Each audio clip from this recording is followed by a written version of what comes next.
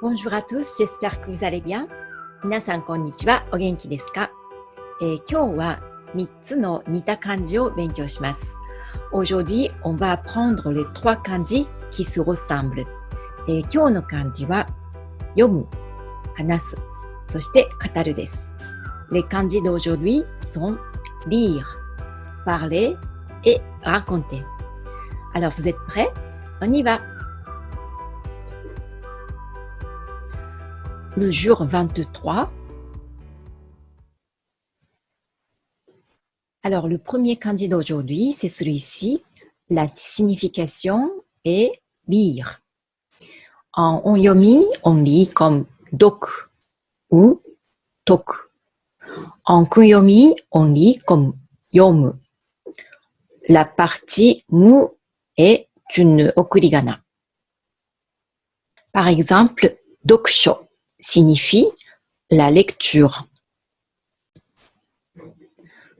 Donc, le kanji de sho signifie écrire. Dokusho, ça veut dire lire quelque chose qui est écrit, donc la lecture.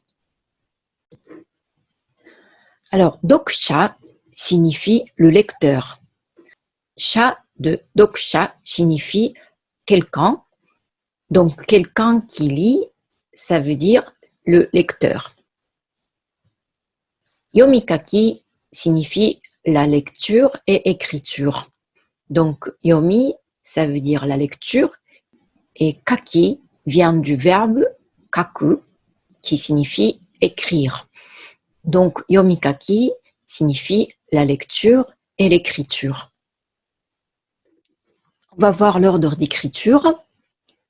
Ichi, ni, san, si, go, roku, nana, hachi, kyu, 10, 11, 12, 13 et 14.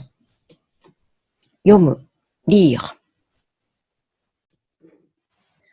Et la clé de ce kanji est la partie gauche, cette partie, qui signifie dire. Donc ce kanji tout seul existe aussi.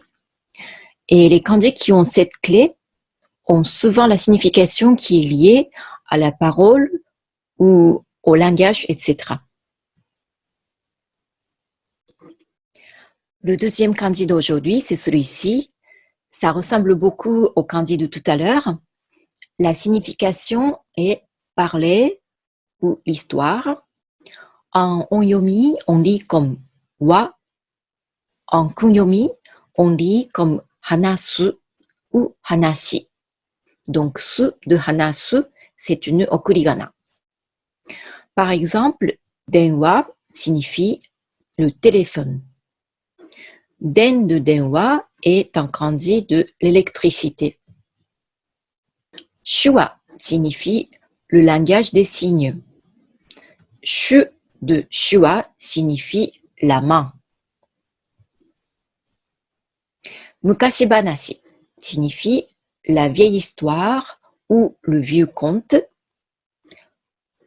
Mukashi signifie vieux ou ancien. Donc, comme vous voyez, ici, il y a 2 bouches. En fait, la partie droite signifie la langue. Donc, ce kanji est une combinaison de dire et une langue qui signifie parler. Alors, on va voir l'ordre d'écriture. Donc, la partie gauche, c'est pareil que tout à l'heure.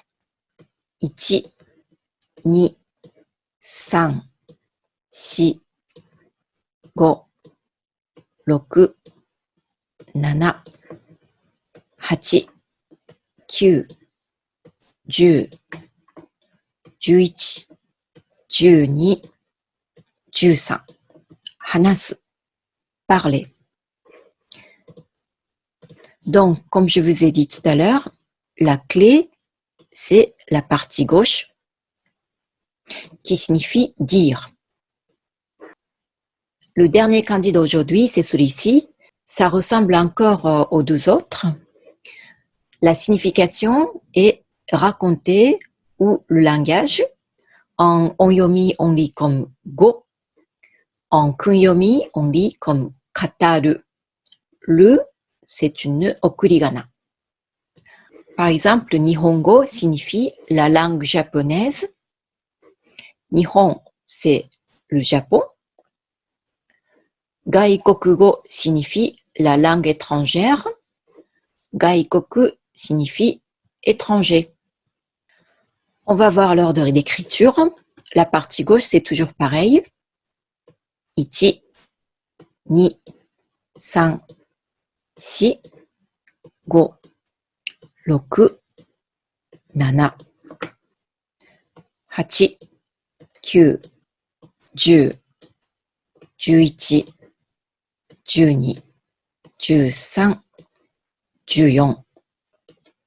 Kataru, raconter. Donc la clé, c'est la partie gauche qui signifie dire. Et vous vous souvenez, ici, il y a le kanji de 5, go. Et en bas, il y a 2 bouches. Voilà, c'était les kanji d'aujourd'hui. Comme ça ressemble tous, c'est un peu compliqué à se souvenir, mais ce sont des kanji qu'on utilise très souvent, donc apprenez bien en écrivant plusieurs fois. それではまたお会いしましょう。Merci beaucoup et à très bientôt.